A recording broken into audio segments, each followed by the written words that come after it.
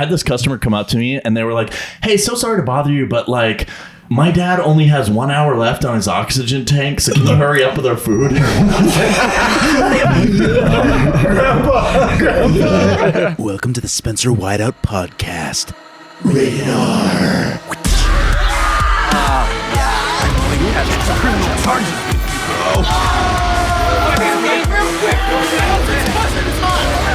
It's like we're avoiding the sharks. Call it leather fetish. No, great turbo neck guy. I'll give you a kiss. You give me your number. That checked out a ton, dude.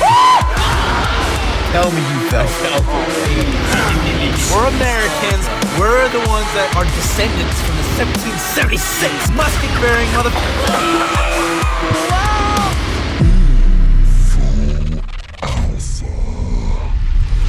Welcome to the Spencer Whiteout podcast, where we collect experiences as badges, memories as treasures, and stories as wealth.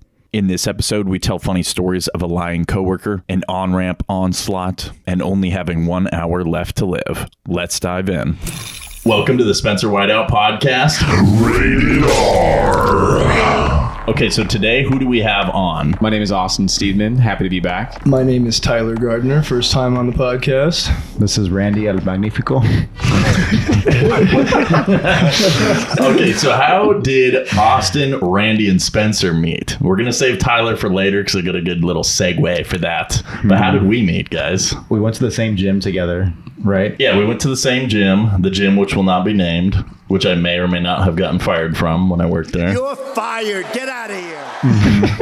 And Randy said you had an interesting story from trying to get here today. What happened on your drive over? Oh, boy. All right, that story. All right, so basically, I was traveling here from an undisclosed location. Classified. I was on the freeway. So many secrets. I was about to go into the freeway, and as I was going by, there is this dude who was like posted right there at the crosswalk. So as I was going onto the on-ramp, this guy, I see him start to lunge at my car, and he tries to kick my car. With my super skills, I dodge it, right? And I look back and I'm like, what the hell is wrong with this guy, right? Now, to be fair, right, like I'm not out here trying to run people over or anything, but I'm not Pastor Randy either, you know, I'm not a saint. so like, you know, maybe somewhere in between, yeah. Somewhere between saint and sinner. I'm not Reverend Randy, you know. So, Reverend Randy. And I was like, you know what, man, like, on a normal day, I would have kind of just let this slid, but like my ego kind of got in the way and I felt a little petty. So like, you know, let me mess with this guy. I get up on the next exit and then I bust a U-turn, get back on the freeway. The on-ramp had a bridge over. So then basically I could meet him at on-ramp back onto that street. So I was hoping to catch him there. And sure as shoot, when I go back there, he's right there, but there's no cars in front of me and the light is red. So I'm like, oh, if he recognizes me, he has a chance to finish the job. So I go and I'm like, right before all the cars go the other way, I see him and I'm like, oh, screw you, dude, you loser, whatever. And then I just drive off. As I see him starting to run and recognize me, I just start to drive off. As he's kicking all the other cars. Yeah. Oh, yeah, keep in mind, he couldn't get anywhere really fast because he had his groceries with him. So maybe that's why he was mad. Yeah, maybe. Is this supposed to be funny? These are jokes, people. And then how about Dillon the ... When I was in fourth grade, I had this one guy named Dillon, would always be this mischievous guy. We're building Legos in there, and everybody would always call him outside of class this nickname. And I was just like, oh, like, you know, like I want to be friends with this guy. So I'm like, oh, there's Dillon, and like he's not like looking at me. So I was like, yo, dildo, And in the middle of the class, I didn't know what a dildo was in fourth grade. And then everybody turns around and looks at me and just like shut up, like, you know, like don't say that. And I'm just like, what's a dildo? What's a dildo? My professor was clueless, but suffice to say, I screamed dildo at least twice to the entire class. And then I've got another embarrassing one. This is another one-liner that I said that I regret. This is in junior high. So an even more unforgiving time of life, you know? And so I was there and we're at youth group and someone said like, oh yeah, Lizzy is stoked. And I was like, what? Lizzy's soaked? Everyone looks at me like, oh. And I was like, oh. And then I finally realized, you know, just how inappropriate that came across. And it's not like I meant anything bad about it, but it's like, you know how junior hires are. It's like everyone is just they're just looking for a dirty joke or a that's what she said kind of moment, you know? mom, and I just, or your mom or anything like that. And I just totally just, class like, again, bro, I just like was so embarrassed. And I was like, oh, Lizzie's stoked. She's not soaked. She remember the look on her face, too. She was like, Not stoked to be soaked, bro. they're about to brand you with the scarlet letters. I know, dude. It was bad. Okay, so Austin's got a story. I got a story. BJ's. Oh yeah, so I was in middle school, and then I didn't do very well. So then I ended up in summer school, and so I was pretty naive growing up. So when I was in there in class, there was two guys in there a little bit older than myself, and they were like, "Oh yeah, like you guys ever gotten like a BJ?" And I'm like sitting there like trying to be all smug and cool, and I was like, "Well, like." I've given a girl a BJ once. Just not knowing how that works or what that Well, these means. are the same guys who were trying to chase me around the classroom with their clips. So like, I don't know. That's a real story. Yeah, 100%. Yeah. So speaking of BJ's, that's how Tyler and I met. That's a nice segue. That awkward silence. Let me clarify. We met at the restaurant BJ's, right? So you want to give your account of how we became besties at BJ's? Yes, right. One of the first things we bonded over was our sharing of a coworker who was just a pathological liar. And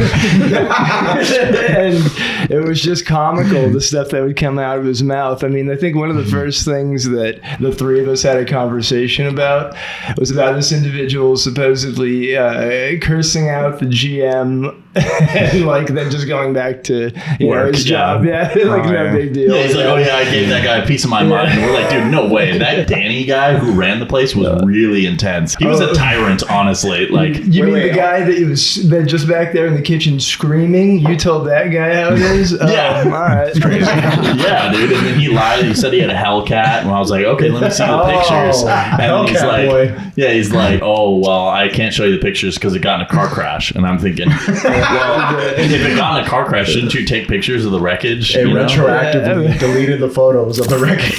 Right. And then he said he was in a coma for 3 days. That's why he wasn't in work. And I'm like, okay, so where's your like? I said, where's your head bandage? And he's like, well, no, like I'm fine. And I'm like. It sounds like he just likes Mad Libs. So then, like, you know, when you can make a word more interesting by adding an extra, Right, just right. changing the word. Maybe Yeah. he did have some like brain damage or something to be saying that kind of stuff.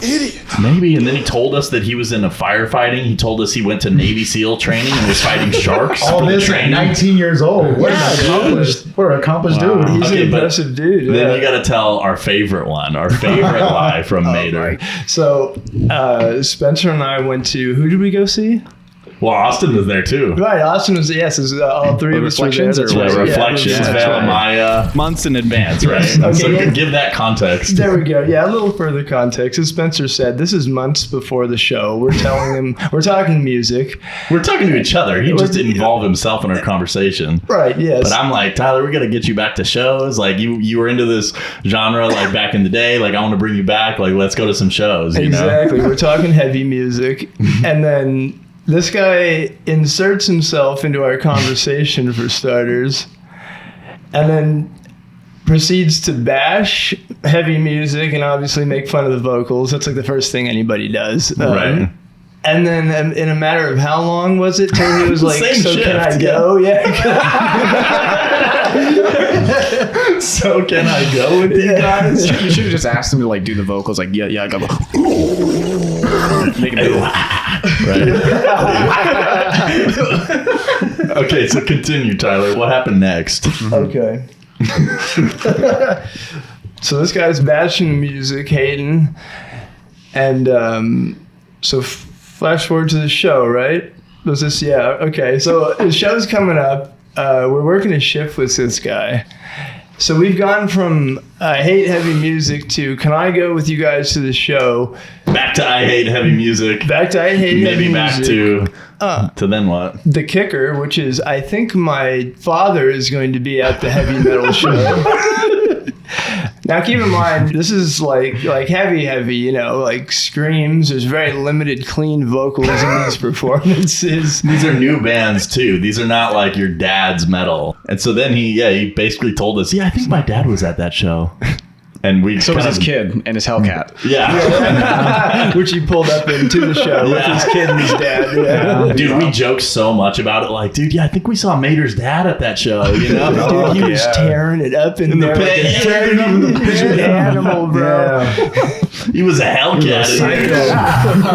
That's funny. All right, so other work stories. This one's called Soggy Nachos. Okay, Gross. so this was when I first worked at BJ's. There was this plate of nachos that got sent back, okay? And this coworker named Chris was there, and he was looking at these nachos, and he's like, I don't know. Like, what do you think, Spencer? Like, these are pretty gross, right? Like, shouldn't we remake these? And I'm looking at them, I'm like, yeah. And then my 350-pound female manager waddles up, okay? Waddles. And she comes up to us, and she's looking at it, and Chris is all like, hey, can we remake this? You know, the customer's saying it's too soggy, whatever. And then she goes, I'd eat it. And then she walks away. And then I look over at Chris, and I go, yeah, but she'd eat anything. Chris falls to the ground and is laughing, dude. He fell to the ground, and I was like, I felt really bad about saying that, but it was like, it just slipped down. It was just, thank God she did not hear that. But it's like, dude, it was true. She would eat anything, and so she didn't want to remake it. And I'm just like, dude, you got to remake that. Those nachos are soggy. They're nasty. Like, come on. Put those nachos in the microwave and send them back out.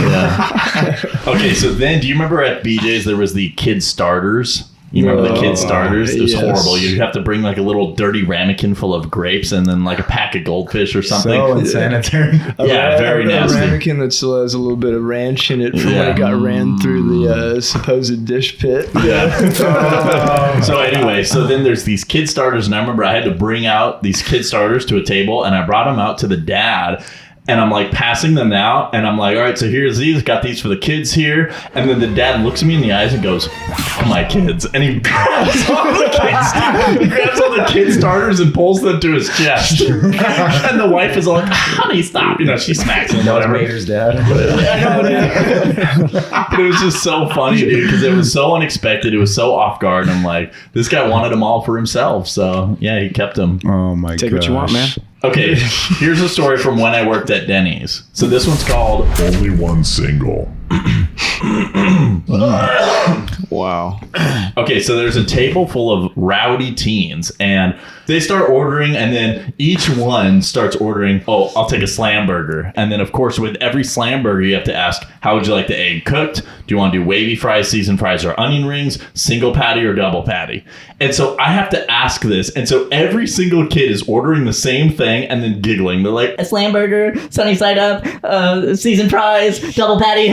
you know, and they're all just like giggling, like, man, this is weird. But anyway, so I'm going around the table, I'm asking every single one, they're all ordering it, get to the very end to the last kid, and then this kid, he's slightly different than the rest of his homies, and he goes, Single patty.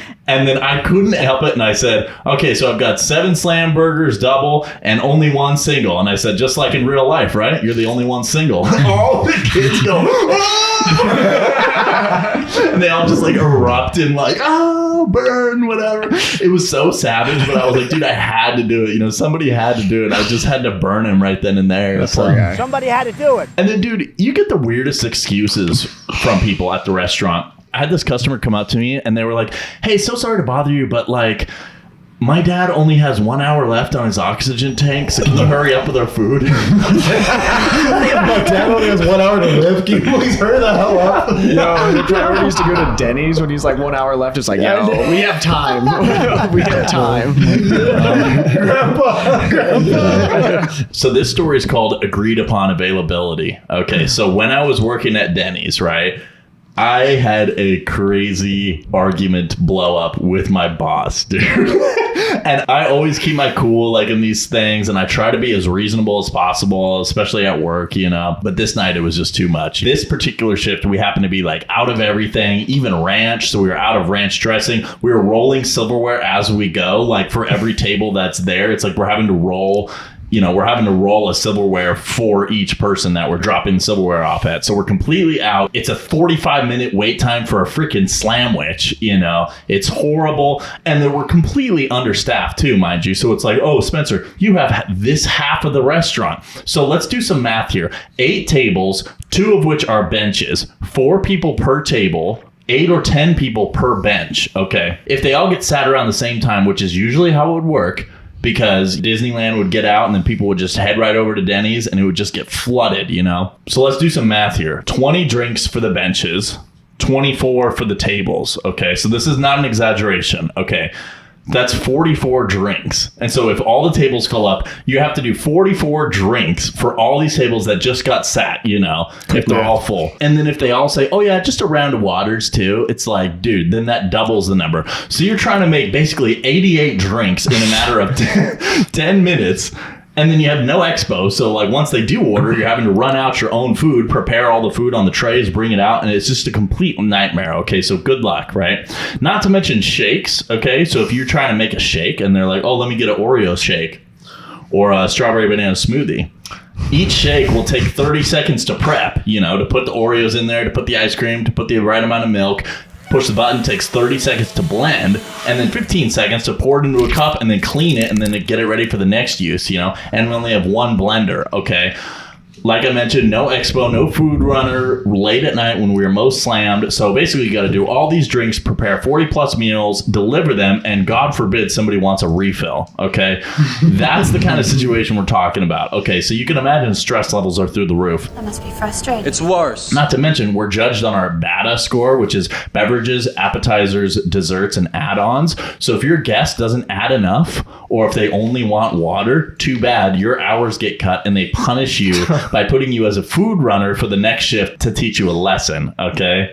Damn. And they printed out this humiliation ritual. They printed out your BADA score and posted it for everyone to see right below the expo screen. Wow. Scarlet letter again instead of Yeah, dude. Were you underperforming, Spencer? Yeah, a little bit. With your BATA score? Yeah, a little bit, but it's just like, who wouldn't be under those conditions? So basically, we're completely overrun. I was upset, right? And I'd already been there for 7 or 8 hours, you know? And so then I'm like, stop seating people. We can't keep up with this back here, you know? And he's like, you need to come up front and help me seat people. And I'm like, Elias, it's not that I don't want to help. It's just that we don't have enough manpower to serve these people well. And then he goes, no, you don't want to help. That's what he says to me. So basically he's calling me a liar and a lazy POS. And I'm like, he's like, hey, well, you know, Sonia can do it. Jack can do it. And he says, why don't I just take you off the schedule and get a server who can handle it since you can't? And I was like, okay, fine, whatever. You know, like, and I'm, you know, still fixing my drinks and trying to get my food out. I'm just like, dude, this is ridiculous, you know? And then later I try to go up to him and like talk to him and be like, hey, like, I'm just trying to let you know, I'm trying to de-escalate. And I'm just like, this is just what's been going on back here. You know, we have way too many people, blah, blah, blah. And he reiterates that like, no, like you're just not a team player, blah, blah, blah. He like turns it into this personal attack.